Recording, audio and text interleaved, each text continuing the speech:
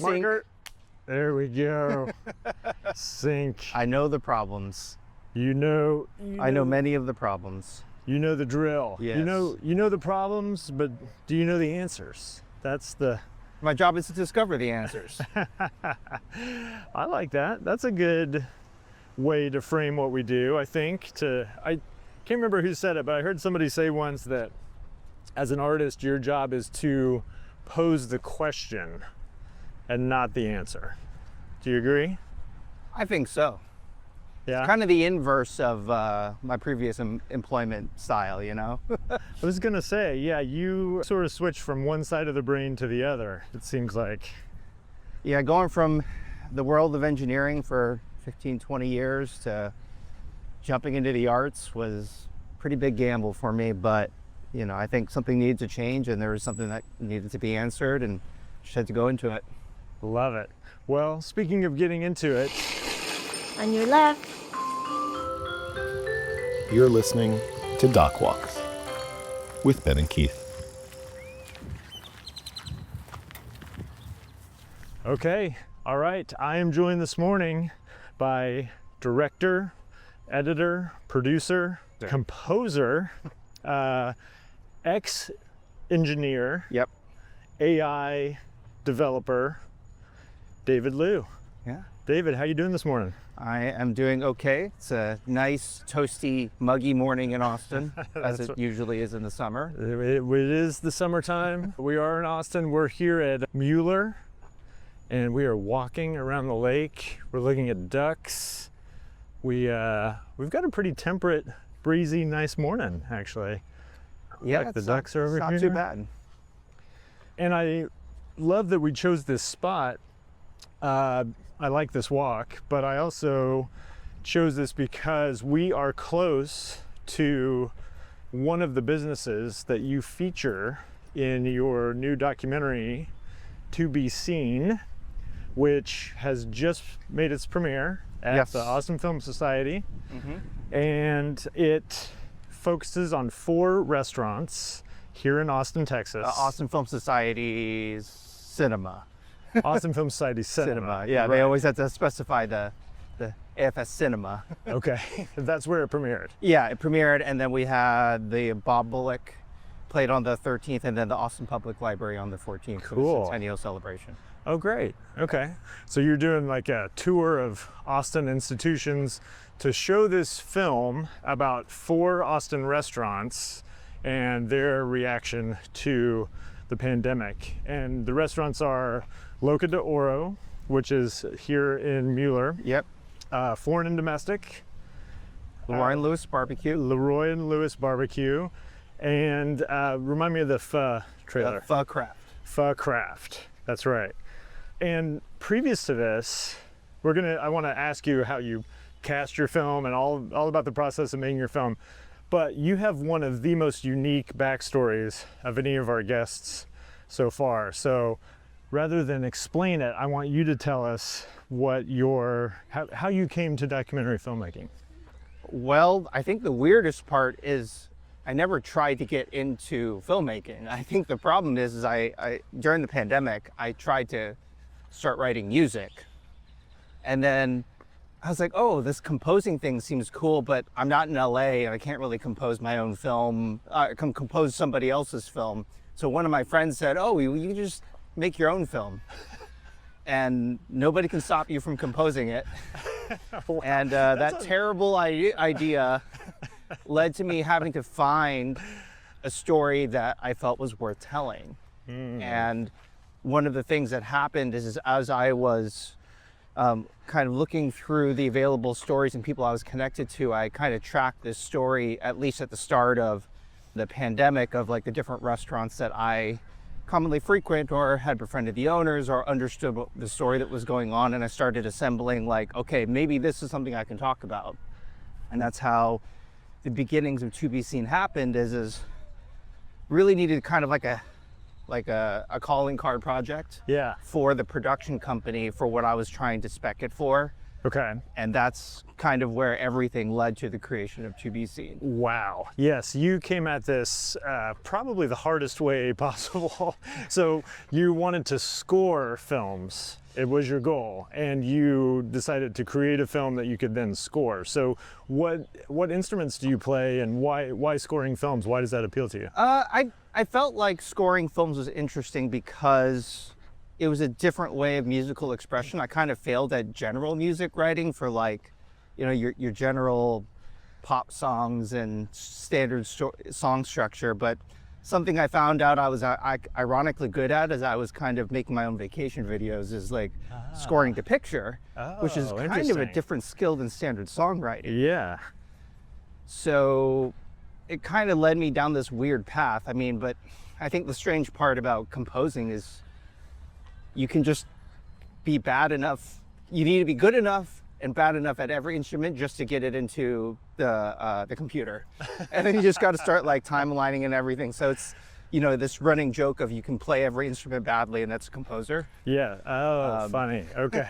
So that's Just good actually enough. true in your case. Yeah. I think the running, well, and it's this common running joke among many composers. I mean, if you look at the experiment process, we're looking at unique instruments that we're probably never going to play well. Right. But it's the texture and the tonality of what they represent for what emotion you're trying to capture on the picture. Sure. Yeah. Really gets it there. That's so cool. Okay.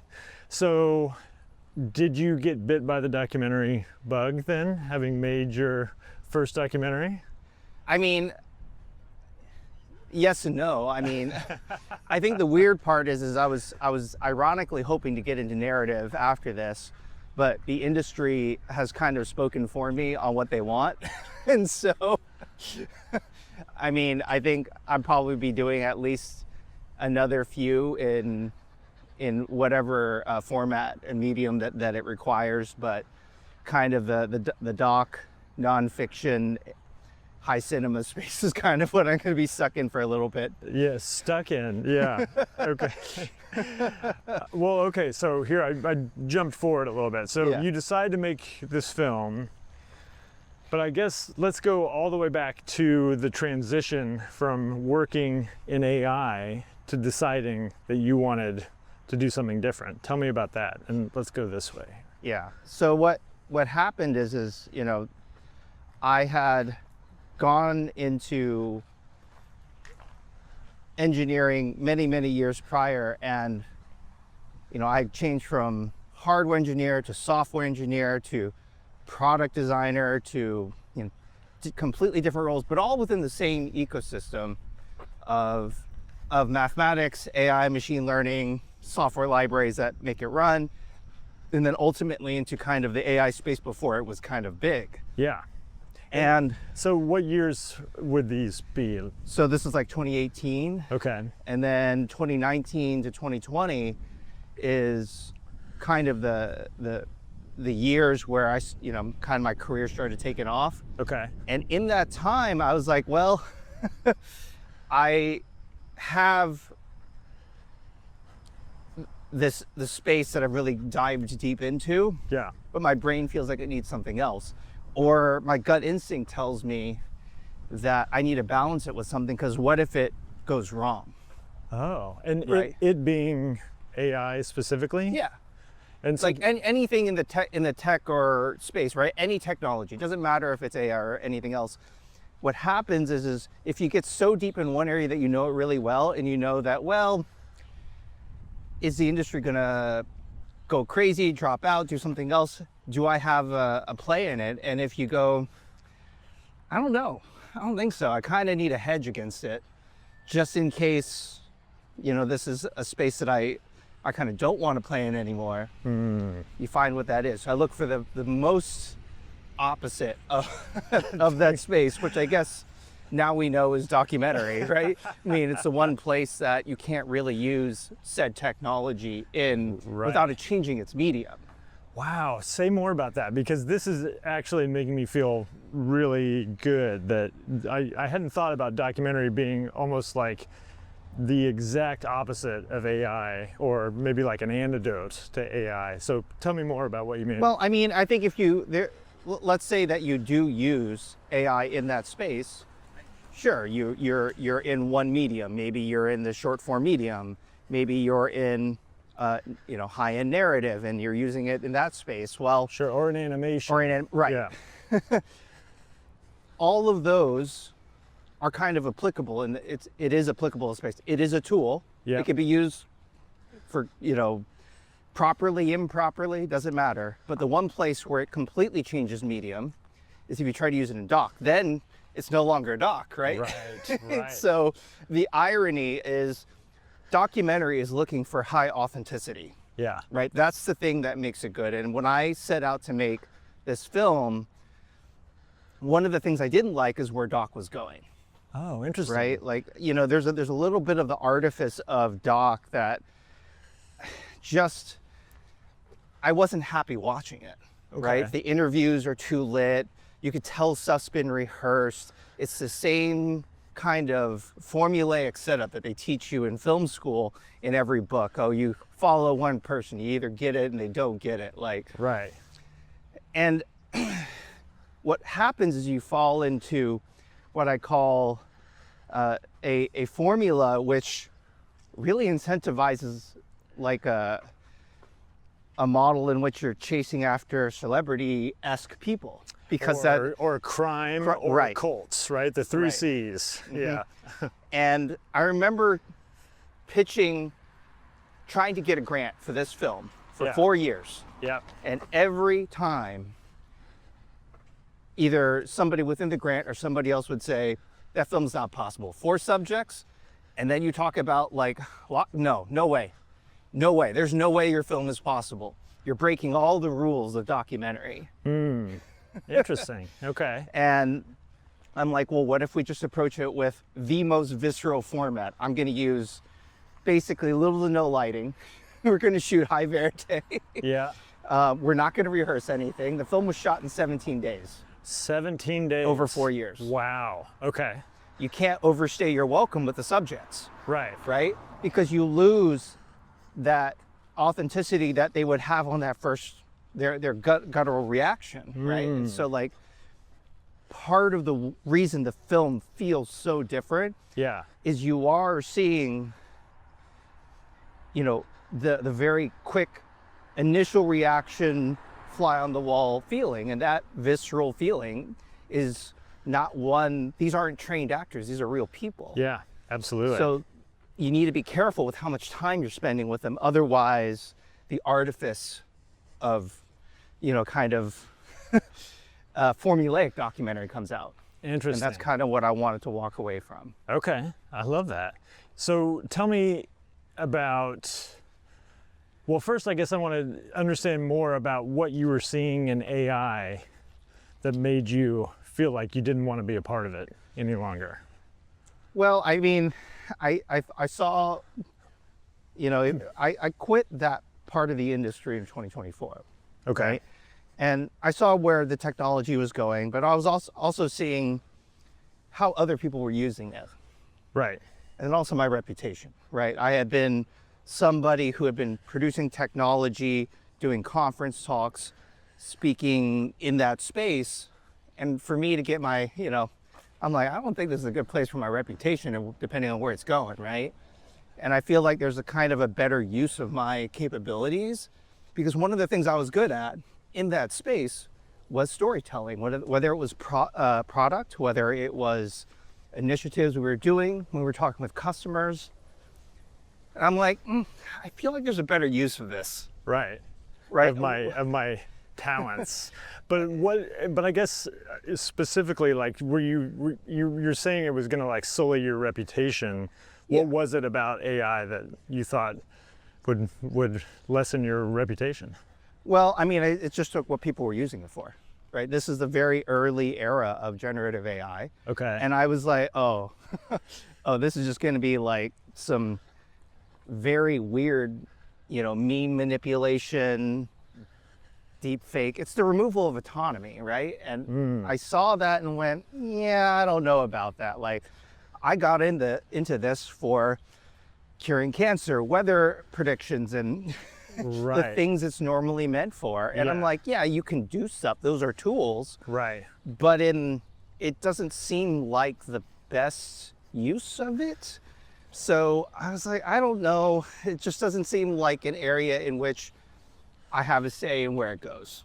Man, I love that you're saying this, because for a long time, as everybody is preparing for the worst with AI and saying it's going to replace creative jobs and, you know, it's going to make our music and our paintings and our movies, I keep thinking that's the stuff that we all want to do, right? Like, we should teach it to do the things that I think collectively we are having problems with. Like, let's teach it, let's ask it how to like desalinate the water and to replenish the water supply and to like... Yeah, but that's not what corporations make money on. Right. But do they make money on making artwork? Because that's the thing that I feel like gives life meaning, and to train machines to do that for us, like, that's not the thing we want replaced. What we want replaced is like the drudgery, the, you know, the stuff that we don't want to do. Yeah, it's supposed to be automation, right? Right. A large part about what I used to teach is that if a task is automatable right now, then it is a prime place for use of AI. And if it's boring and nobody likes to do it, perfect. Yeah, exactly. But the cost of implementing it versus the thing you're replacing, if the risk factor of both displacement and I guess what the, you know, who's, sorry, I was facing the words here. No. No, Okay, I mean, take your time. it's also who's to blame if it goes wrong, right? Okay.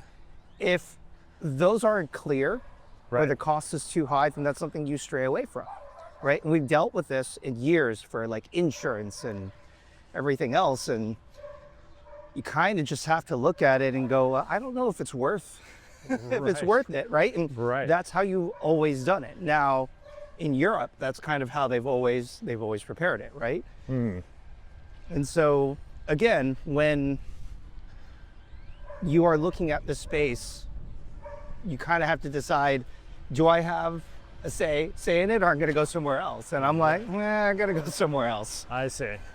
So you felt like it was just basically taking over, and it was going to be this kind of faceless thing that you wouldn't have a lot of, you wouldn't have a hand in creating past a certain No, point. yeah, I wouldn't really have a say in how the technology is developed, how the guardrails are put in. There was just none of that discussion happening, right? I The see. minute it kind of appeared on the scene, it's like, we can save money by like removing Right. these jobs. And I'm like, you're looking at it wrong. Right. You're still looking at it wrong, guys. Well, I love that you made that bold choice. I mean, that had to have been a hard decision for you to make. Like, I'm sure you were making good money, and you know, you had, well, I assume, had studied long and hard to be in that position to where you have a good job working in an emergent technology, and the decision to quit doing that and pursue the arts is pretty admirable. So tell me about making that decision and like how you in life pivoted that way. I think a large part of me deciding to go into the arts was I usually try to trust my gut instinct. I remember getting an offer. This was shortly before, you know, a bunch of us were let go, right?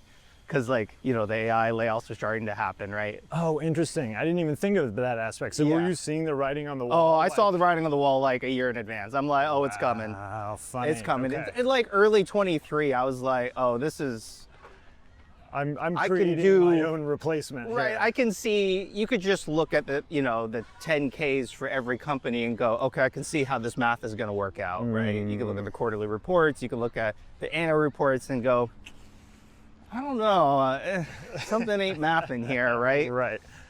And you just have to make a decision on, well, if I am going to go out of this, where do I go, Right. right?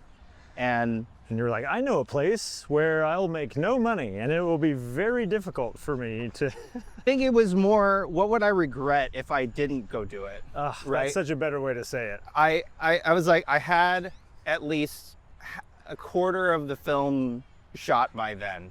Oh, We okay. didn't have two of the major interviews. So wait a second, let me pause you there. So you were working in AI when you started making this film. Yeah.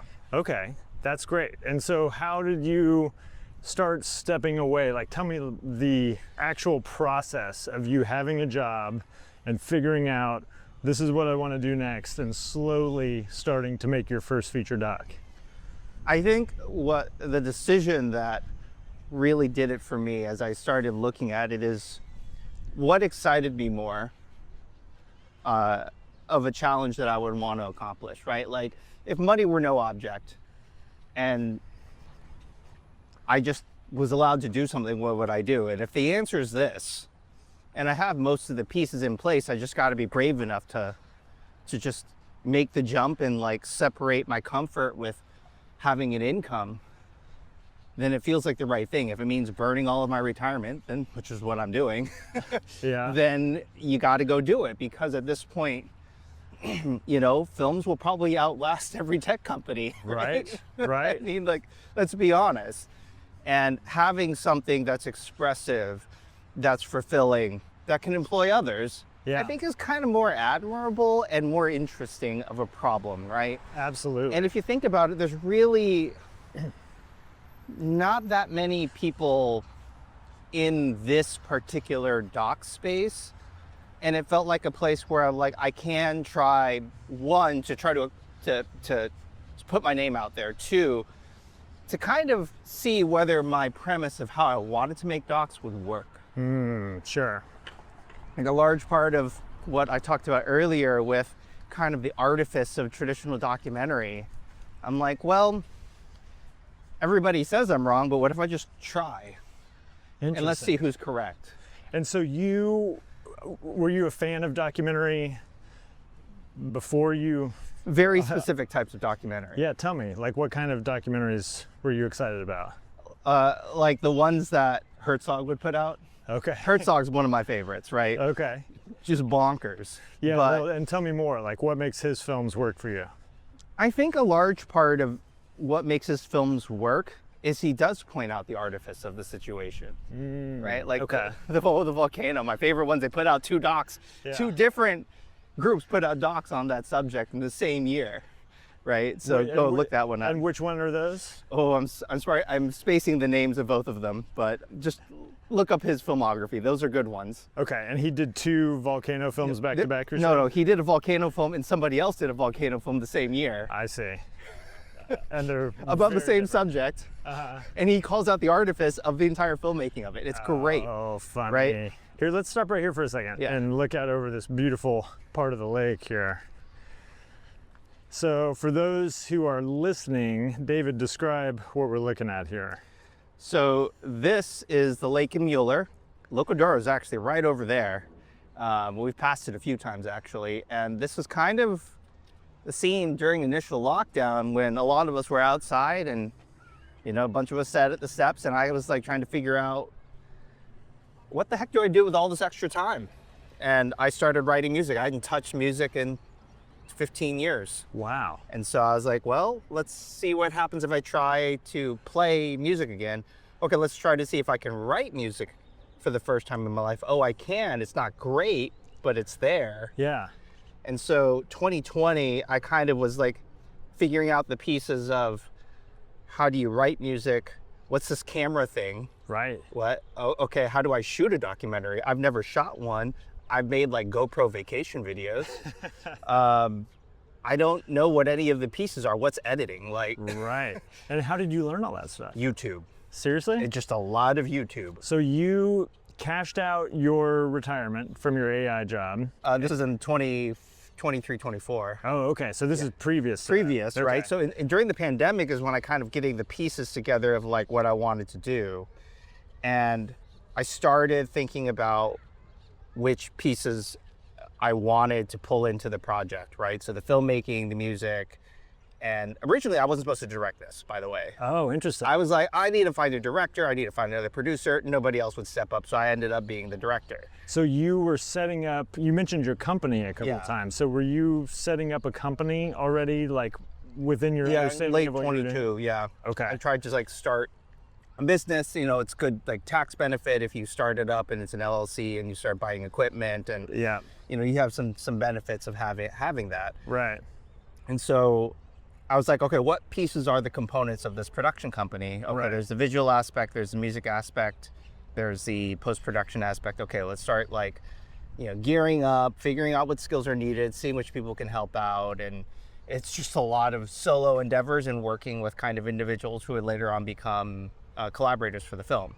So it was just this really, really slow process. So, okay, you sound very targeted and very smart about this endeavor in a way that I certainly was not when I started out. But I guess that makes sense coming from where you were coming from, which is you were a working professional, you had some money, you were sort of used to the way corporations worked and, you know, thinking of this as like a second career as opposed to like an art practice or something. Yeah, it was never supposed to be my main career, but I always liked product designing and problem solving, right? Okay. And those two kind of go hand in hand in that figuring out what the market needs and then also figuring out the problems that everybody says impossible was my day job.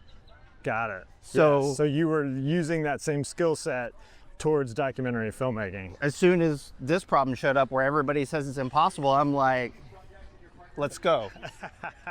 You can play this game. So what was it about the film that people were saying was impossible? Because let me for those again who are listening who haven't seen this film because it's just coming out, let me give you a little bit more backstory. So it's about 4 restaurants here in Austin dealing with the pandemic and basically taking us through how they survived this period of uncertainty. And that's kind of the jumping off point. And for me, what the film became was this meditation on what a restaurant symbolizes for the community, what it means for the people who created the restaurant, and why it's important to be resilient in the face of adversity. Is that a pretty good summation, would you say? Pretty good, yeah. Yeah. I think the large part about that you know, we went in thinking we'd be making, and I really feel sorry for your editor here. We are jumping all over the place. But just like the film, nonlinear time and storytelling is one of the things that they told me wouldn't work for this doc. And I'm like, I think it'll totally work, Yeah. right? So you know, the editing became a real adventure. But what were we talking about? Well, luckily our listeners are used to hearing us have wide-ranging conversations, and you know, we aren't sticking to a script necessarily. We're kind of just going off of what we find interesting in the moment. Yeah. And to me, what's so interesting is that you sort of start with this premise of like, this is about how restaurants react to the lockdown, and it became much more of a meditation about the purpose of a restaurant. And Yeah, we went in going, okay, I went in thinking I'd be making a 30 or 40 minute episode. oh, you did? Yeah. Okay. And by the first sit down interview, thinking that this is the running joke of documentary, right? You go in, you think you actually know what's going on. And you First quickly interview, find you're out wrong. You have no idea. Second interview, you find out you're on a much bigger story, Yes. right? Yes. And now you are That's- on this that's train. If you're doing it right. Yeah. That's what happens. You know, if basically you set out to tell a story and it's the exact thing, you might want to reconsider your project. Yeah. I set out and then we were like, oh, we are on a long train ride. And I think everybody on the project who, you know, either came on, dropped off, came back on later on, were like, this is going to be a very, very long process. David, are you sure you're up for this? You know how long this might take you? Right. I'm like, I guess the worst thing would be to just drop it at this point because if I don't tell it, then nobody will. Right. And we're all gonna miss the opportunity to learn the lessons that were learned during this time. This story will be lost to time, and that's something I didn't want to happen. Well, and let me stop you there. Yeah. Because I was curious watching it why that particular story appealed to you so much, because that's a really large, complicated, hard story to tell, is, you know, the restaurant industry's reaction to COVID. Like, what was it about that you felt like, I have to tell this? I think what happened is, in making this film, I as a relative introvert, I don't understand why I like going to a restaurant. It doesn't make sense on paper, right? In Fiore's line in the opening part of the film, you don't need a restaurant to eat. You need a restaurant to be seen. And hence the title, To Be Seen. And I answered part of my own question of what it's like to be seen. That's kind of the purpose of why restaurants exist. But the existential challenge now of you're taking that thing away. COVID took it away. Right. Right? And now you have that question of, okay, well, if you don't have that, then how are restaurants going to function and what is their purpose? And that's the reason that the film's like, oh, there's a huge existential challenge in this film. And that's what drew me to the story. So you saw an opportunity for a relatable hook and knew that there was a much more profound meaning behind just how does a restaurant stay open during COVID? Yeah, it was an ultimate test of why do restaurants exist. Yeah. What's the best way to tell it rather than get the most existential threat possible? Right. That a restaurant could have in more than a century. Yes. I mean, watching it was a little bit difficult to relive. Difficult's not the right word. I think it's more like that's a time that a lot of us, or at least I'll just speak for me personally, I think have chosen not to remember very clearly on a subconscious level.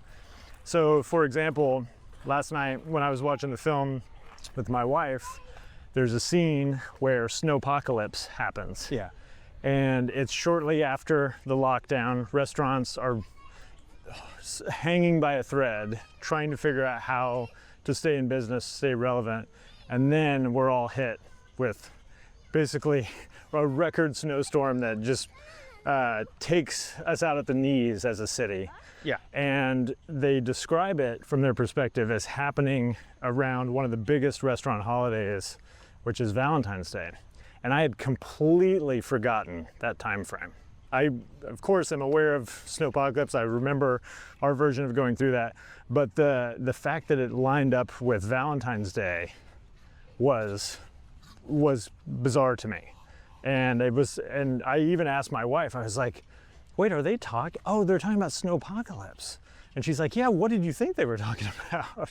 And I literally didn't remember because of the timing. So what I'm saying, I guess, is that like your film is this like necessary, important record that I think a lot of people probably are going to have a hard time voluntarily wanting to remember. The film it acts in two places, right? Like it functions as a way to process the trauma of what we just went through collectively. Like I think that's why it potentially has a worldwide audience, because other people want to see what it was like here. Right. And the world encountered this, right? It's not something that was just purely local. Sure, it's relatable. Right? Yes, global. So that's one aspect of it. But the second aspect that I think is maybe a bit more important is it provides this time slice to understand how we, the patrons, have changed since then. We are part of that problem, and I think irreparably, it will take decades for it to recover, right? Like we become less patient, less personal. We don't do the same cordial things as we used to. And that's extended past things that are just restaurants, right? Yeah. I think that's extended into, the type of hyper individualism that we've kind of gone into. Right. And, you ask, why do people not like going to the things like theaters anymore? It's like our viewing habits have changed. We have changed. Right. Our preferences have changed. Right. And so we don't have a record of that. That's fantastic that you saw this story as like a lens through which to talk about all these things. Because I forget his name. It's the chef from Pho Craft who makes the point that we all became so dependent on food to go in a way that didn't really exist. I mean, it did. Like you still ordered takeout, but it wasn't like such an ordinary thing the way that it's become now. And that we all become more isolated and more concerned about ourselves rather than the collective. And he saw that as That's something that he recognized very early on. It's through Tyson takeout orders. Yeah. And Tyson Nguyen, who owns some other pho restaurants and adjacent ones here in Austin, noticed very quickly that what was actually happening is people became more insular during that time, Right. because that's what that kind of worldwide, that it is that removal of autonomy that forced us more insular. Right. And I think the lessons that we can learn from what that does to a society, if we don't have a lens on it, we're not going to know the solution to it. Right? We're not going to want to regain ourselves as a community if we don't understand why it happened. Right. Right? What's the function of why that happens to us? That's fascinating. One thing about your film that I really loved is it reflects your taste as a customer of restaurants, and you focus on Loca de Oro, foreign and domestic, and Leroy and Lewis barbecue, and then Pho Craft. And so the top three, and I apologize, I don't know Pho Craft very well, but the top three are all basically considered like fine dining restaurants. And it struck me, I was like, for a first-time documentary director to approach chefs on that level and get their buy-in at such a precarious time really took some not only guts on your part, but like some real salesmanship, I would imagine, to like get them to buy in on this. They have to trust you to tell their story. Yeah. So Right. how did you do that? And I think that, I think the authenticity goes both ways, right? So like if they understand me and I'm authentic about who I am, then it's a lot easier to get them to participate and help me tell their story and bring that out for the screen. Right. Right. I think that my focus on trying to tell their story correctly to the audience without the artifice of traditional documentary, without kind of asking them to rehearse or repeat things, and kind of guiding the questions and the discussion to make sure that it's represented correctly was number one. Like, I didn't want them to get to an emotional place that was fabricated. I want them to do something that's genuine. And in order for them to do genuine stuff, it's important for me to do genuine things in terms of how I present myself, how I ask the questions, and how I live, right? And I think that those pieces are why a lot of documentary, whether we like it or not, is still driven by the documentarian's ability to get the trust and get the story out. Unless it's like pure archival, sure. Right. Right. Like, Right. but it's a found footage, maybe you don't have to do the interview, but in a situation in which you are doing an interview, that is a high requirement. But that's also why you saw me change up my interview style in the film. I don't know if you picked that up. Tell me about that. So we start the film traditionally, sit down interview. Yeah. Right?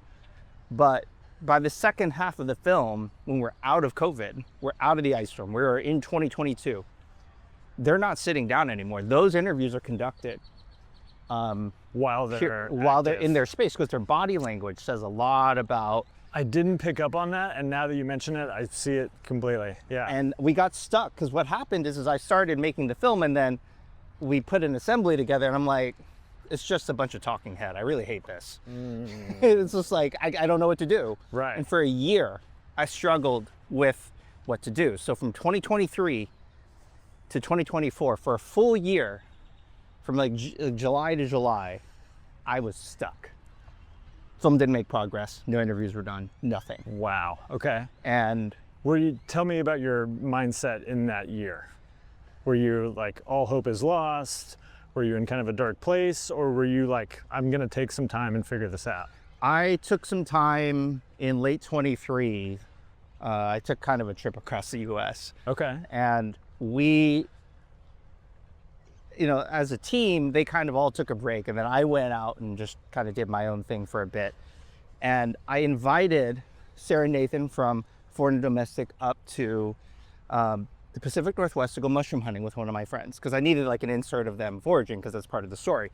And we get snowed on the backside of a mountain, to pick white, matsutake mushrooms, which are white. So can you imagine looking for white mushrooms in the snow? In the snow. But in doing so, what did I accidentally do?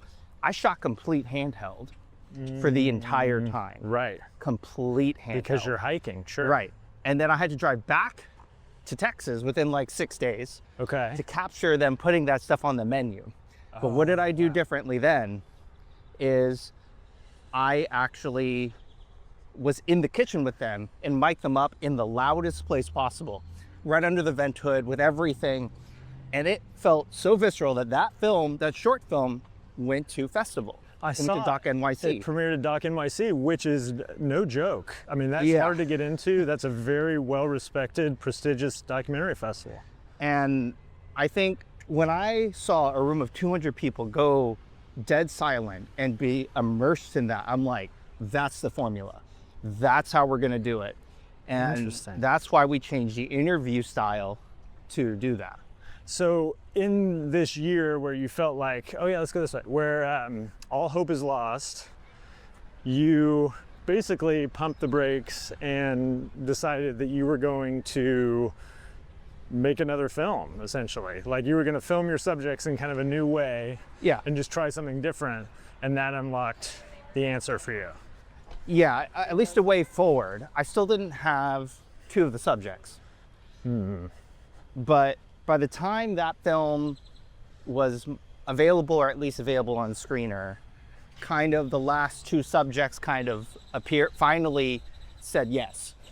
Oh, interesting. Okay. So maybe we can jokingly say that they waited to see that and to know that I could actually do it. I don't know, but like, Okay. it's a running joke. Yeah. But the timing worked out such that, okay, that came out. Now I can interview the next 2 subjects, or at least within the story, there's a potential to have the right pieces of the story available to complete it. And I feel like we need to stop here and acknowledge where we are. So you narrate here, and I'll shoot shots of the restaurant. So tell us where we're standing here, David. So we are standing in front of Locadoro right now. I'll turn around here. This is one of the restaurants that is featured in the film, and I've would pass this during so many of my workouts, even during the pandemic. And their story, they were closed for such a long time that I'm like, I have no idea what they're doing. Right. How are they still operational? Sure. And when I got them to say yes to doing the story, I still kind of didn't really know what they were doing. Right. And not until they sat down. We sit down for the interview. Yeah. And I'm like, oh, you did that to make it through? Yeah.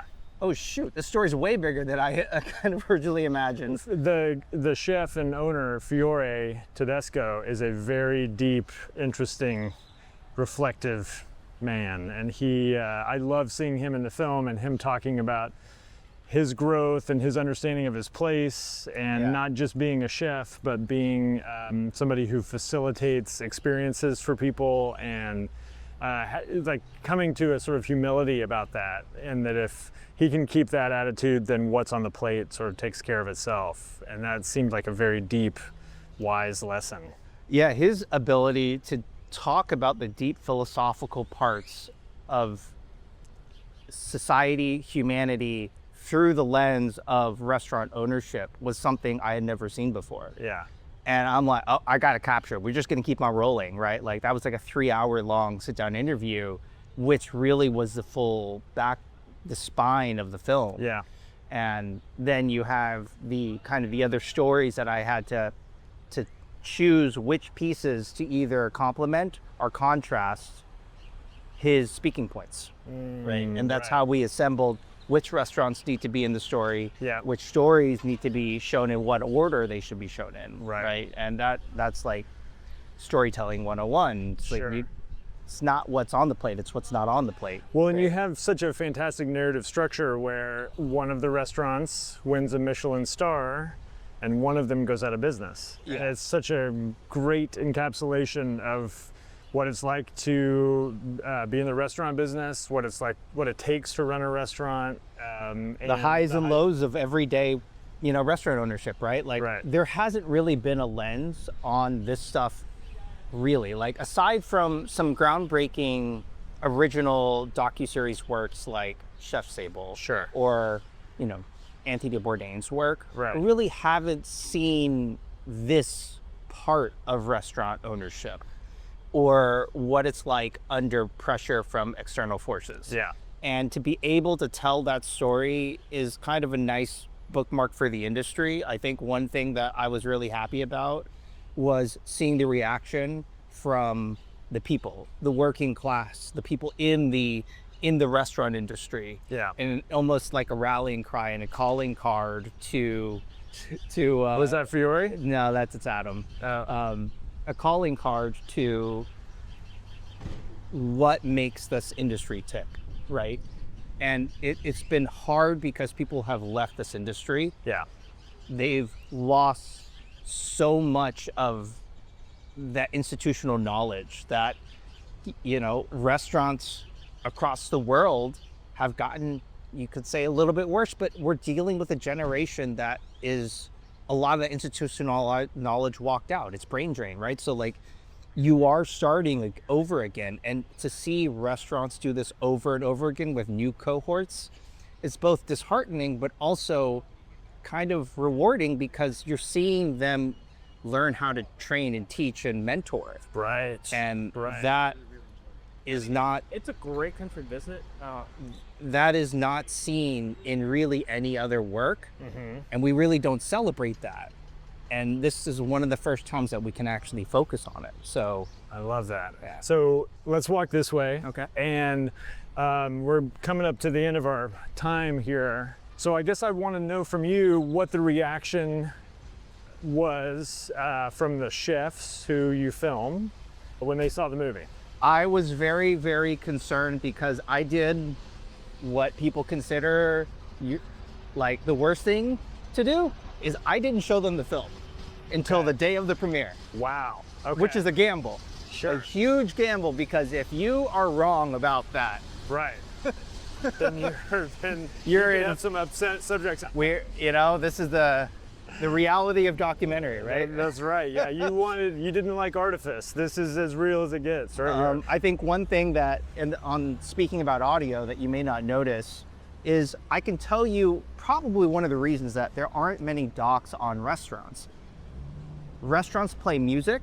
They also Yes. have very loud things. Yes. And you can't really remove either of those. Right. So aside from dialogue, 90% of the sync audio was stripped out of the film. Yeah. And we Interesting. rebuilt the entire sound environment of the film in post-production. Wow. And I So- saw that you worked with Soundcrafter. Too, Yeah, Which yes. is So we basically went in, re-recorded all of the individual kitchen components, wow. and then used sound design and like ambience to rebuild the sound environment. That's why it's mixed in Atmos, so you can feel like you're inside the restaurant. Wow. Now, you probably didn't get to because you got to see the 2-channel screener. Right.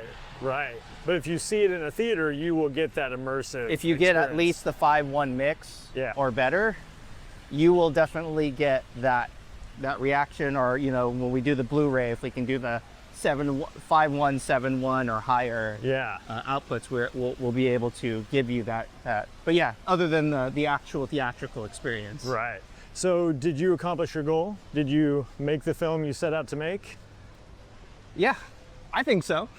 Awesome. I mean, Congratulations. Not yeah, every I filmmaker was- would say that. That's a huge accomplishment. I was very surprised because I kind of had written myself off to, well, I'll finish the film, and if it's not good, then I'll go back to working in tech. And here's the problem: is I finished the film, and everybody's like, "Oh my gosh, it's good," and I'm like, "Oh, kind of is good. I kind of need to market the film now. I need to release the film," and that's become a completely new adventure because Yes. the world of distribution and festivals have changed since just in this last year. Yes. So dramatically that like now the rules are being rewritten. Yeah. And so I'm learning what it takes to market a film and get it out there in a market that no longer abides by the old rules. Well, in that way, you have a huge advantage, because just in the same way that you taught yourself how to make documentaries, you can now teach yourself how to release them. Because the problem right now is that all the old ways don't work. And the people that have made a living doing things in the, old way are struggling because they don't know how to learn how to do it. And so the fact that you're kind of starting from scratch with your first film right now may not feel like an advantage, but it is. I feel very fortunate that we made the decision to self-distribute early on, because now we can look for streaming partners and we can look for people and not have to try to sell the film. We can sell the partnership with different companies. Well, you can also get creative and have supper club screenings, and you can make screenings events, which is basically what it takes now. Yeah. It's like putting it in a theater and hoping people go is not really a thing anymore. You got to make it a special event. We've gotten very lucky with doing exactly that. For our first 2 major screenings, a lot of the restaurants actually showed up, and it was for the first time restaurants were seen as the heroes they are during that time period, and the work that they do, and that's a very new thing to be given the platform of high cinema to demonstrate the work that they put in and the things that they actually accomplished. I love it. That's great. Well, let's switch to our lightning round here since we're at the end of our walk. So what was the gateway drug film that led you to want to make documentaries? You mentioned Werner Herzog. What was tell me about the experience of seeing a documentary and going, I want to make something like that. Ooh. You're gonna laugh. It was actually a bunch of the climbing films. Oh, interesting. Right? Like Free Solo and Valley Uprising.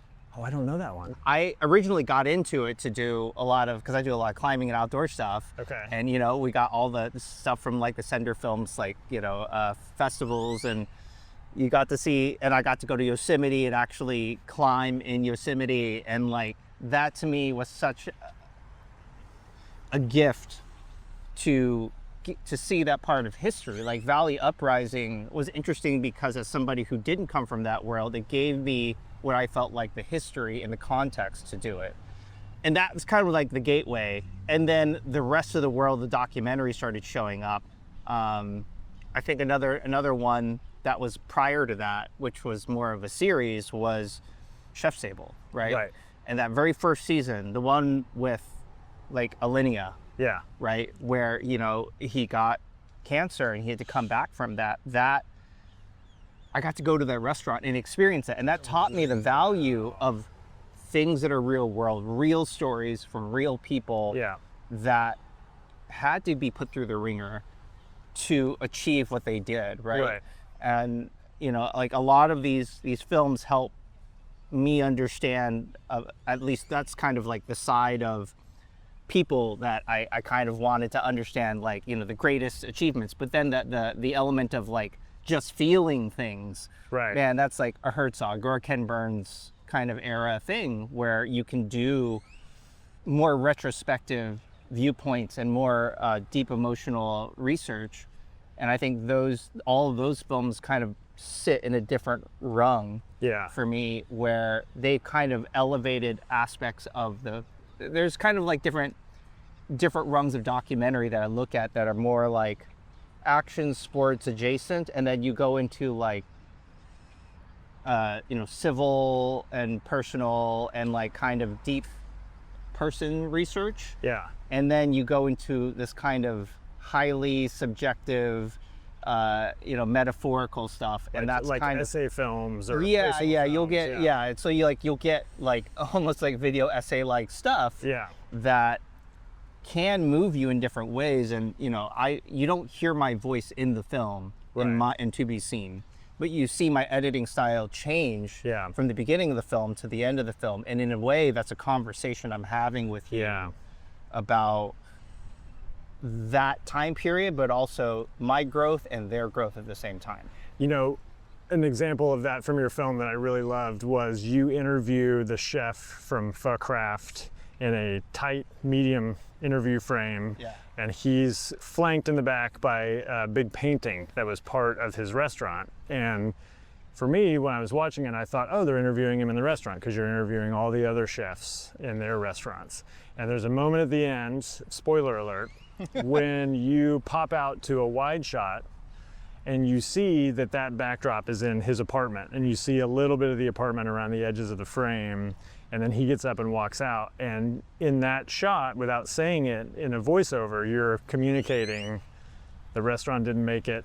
He has that painting at home. He's at home now trying to figure out his next move. And it's beautiful, and it's a great reveal. And I even out loud said to my wife, I was like, that was a really nice shot. That was one of the most difficult moments to get right, because we are going to him after he closed his restaurant. So getting him into the point where he's able to process and talk about it again was difficult, but also coming up with the visual language without saying it in person about that, not everything can last, and that it still can be beautiful, which is something he says. And that's like something that it is a slice of time. We are seeing every restaurant in this slice of time. And there's some things that are still the same at the restaurant, some things are different. And even if you go watch the film and you go to the restaurant, some things are now a little bit different. And that's kind of the point. It's profound, and it's very meaningful, and I loved that sentiment at the end. Okay, and so in the spirit of lightning round, let's go to, you're a very interesting person to ask this question to, because we're often talking to people who have made, 3, 4, 5, 6 feature docs. So you having made your first feature doc and a short doc, what would your advice be to somebody making their first project? Well, I'm going to buck the trend that people say, oh, you shouldn't do it. Just don't do it. No, do it. But in my opinion, don't follow the rules. Following the rules only led me down bad places. It's be willing to break every rule in the industry when making it, because we're not pushing the medium if we're not doing that. I love that. And I think, something that I was good at work was pathfinding, right? And we would go and be like, we don't know how to solve this problem, and we don't know where to go. And when nobody knows the answer, that's a good thing for me, because that means that I'm in the right place. Because then you can go somewhere. And I think we need to be okay with doing that with more of these films, because if I had stopped at any point to listen to other people's advice and stop the film, or have done something to cheapen out the effect of the storytelling, then I don't think we'd have a film that's as impactful as this. And I think for new filmmakers, being willing to toss away some of the rules that made documentary too safe is worth it. I mean, I did a lot of things that were unsafe in terms of editing and style and approach. And I think that's the reason why it ended up decent, is because of those choices. But I think if we continue not pushing the medium, then we're going to end up in a place where it becomes an artifice of what it used to be, and its value in society will start degrading. And I don't think that's a good thing for especially where we're at right now. Love it. What a great answer. And then last question, what is the thing you can't stop thinking about right now that is not film related? That is not film related? Yeah. In what area? Whatever. What's the latest book you read? What did you wake up thinking about this morning? What did you read in the news that's rattling around in your brain?